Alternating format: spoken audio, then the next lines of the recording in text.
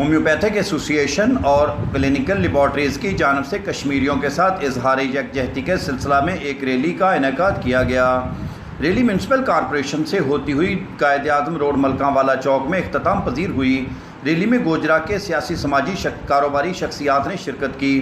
Rally میں خطاب کرتے ہوئے ہومیوپیتھک ایسوسی ایشن کے جنرل سیکرٹری ڈاکٹر ناصر چودھری نے کہا کہ پاکستانی بچہ اور جوان تمام پاکستانی قوم کشمیریوں کے ساتھ ہیں، ہر وقت جہاد کے لیے تیار ہیں۔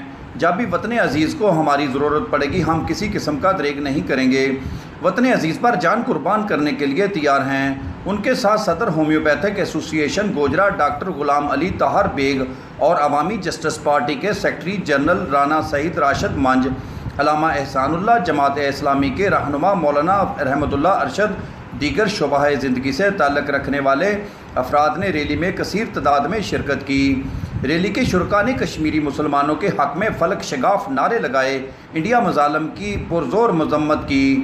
شرکاء ریلی نے ہاتھوں میں پلے کارڈز اور انڈیا مظالم کے خلاف لکھے گئے بینرز بھی اٹھا رکھے تھے۔ Doctor Abdul Shakoor Gujjar, Toba take Singh. Subscribe to our channel, clicking subscribe button and bell icon.